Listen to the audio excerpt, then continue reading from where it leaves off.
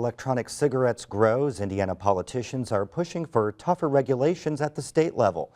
Legislators will consider a bill this session that aims to curb teen use of the products. Reporter Barbara Harrington joins us in the studio with more. Barbara, this proposal comes shortly after a national survey saying that electronic cigarette use is rising sharply among teens. Well, that's right, Joe. A University of Michigan Monitoring the Future study found that for the first time ever, more teens used electronic cigarettes in 2014 than any tobacco products. That alarming statistic has Indiana's Attorney General calling for change. But some say his proposal is premature and goes too far. Ooh. That's good. Justin Meyer spends a lot of his time in this smoke-filled shop in downtown Bloomington, and he's never felt better. Breathe easier. Notice my circulation's better. I play a lot of music and my hands don't cramp up a lot. Meyer says those dramatic changes came after he switched from smoking traditional cigarettes to electronic cigarettes. I averaged about a pack a day. And then when I started vaping, I'd go through a 15 ml bottle a week. The e-cigarettes don't contain tobacco, but they do contain nicotine. It comes in liquid form, which is inserted into the e-cigarette and then converted to vapor when it's inhaled.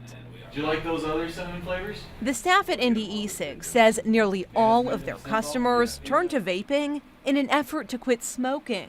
They see it as a healthier alternative, similar to nicotine patches or gum that people use to kick the habit. We know the negative health effects of smoking.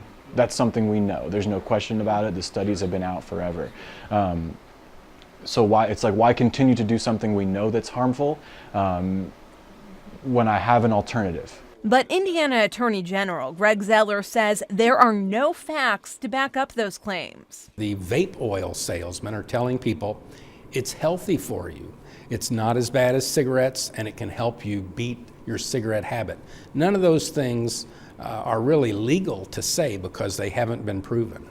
The Federal Drug Administration only regulates e-cigarettes that are marketed for therapeutic purposes. That doesn't include the products sold at most Indiana vape shops, although the FDA has issued a proposed rule that would extend their authority to cover those products. And the FDA is still determining the health effects of e-cigarettes. The agency did a lab analysis of e-cigs from 2 major brands in 2009, and they found detectable levels of carcinogens and toxic chemicals. One of the cartridges contained a small amount of an ingredient used in antifreeze. The test also found that the cartridges contained different nicotine levels than what was indicated on the labels. Zeller says the country can't wait any longer for the FDA to step in to put the e-cigarette industry in check. So he's proposing regulations at the state level.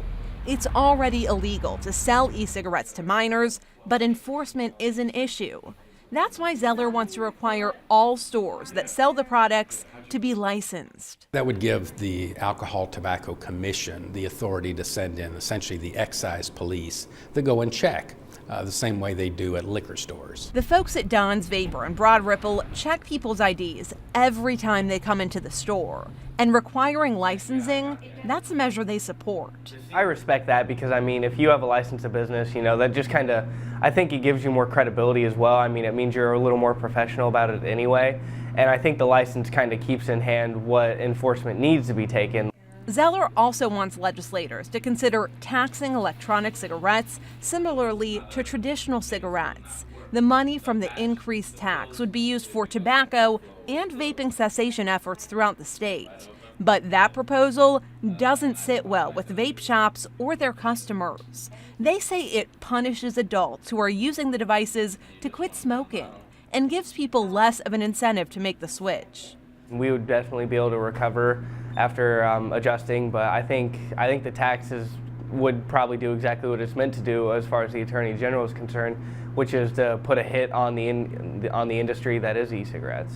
Another controversial aspect of the bill, including e-cigarettes in the statewide smoking ban. Cities like Indianapolis have already banned the devices from public places in their smoke-free ordinances. If people see that it's now socially acceptable to vape in public, it'll become seen as a healthier, not as bad as cigarettes, and that they'll continue to propagate the myth that these are ways of helping you beat smoking. I completely disagree with that. I mean, there's no harm from secondhand water vapor. There's no harm from smelling something that smells like, I mean, my current flavor smells like bubble gum and melons. I mean, I don't think that's going to harm anyone, really. All of the proposals are aimed primarily at reducing the rate of electronic cigarette use among teenagers, which keeps increasing.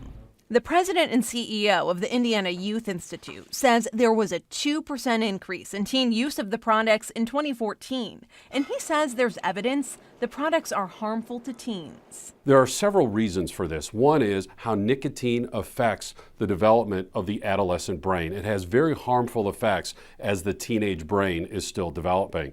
At the same time, we're renormalizing the use of tobacco products. We've worked so hard for so many years to help kids know the dangers of nicotine and smoking. The e-cigarettes are kind of renormalizing the use of tobacco products. You want to change the tank out?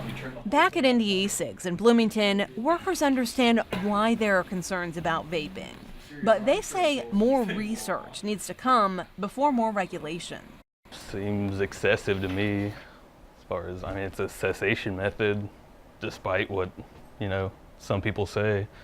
It's not FDA approved, but it definitely works. I know everybody in my house has quit smoking because of it. Ricky, what's going on, man? The proposal would also require e-liquids to be sold in child-resistant packaging. A Centers for Disease Control study found that the number of calls to poison centers involving e-cigarette liquids rose from 1 per month in September 2010 to 215 per month in February of 2014. Indiana vapor shops say most e-liquid companies already use that child-proof packaging. Very interesting, Barbara. Thank you very much.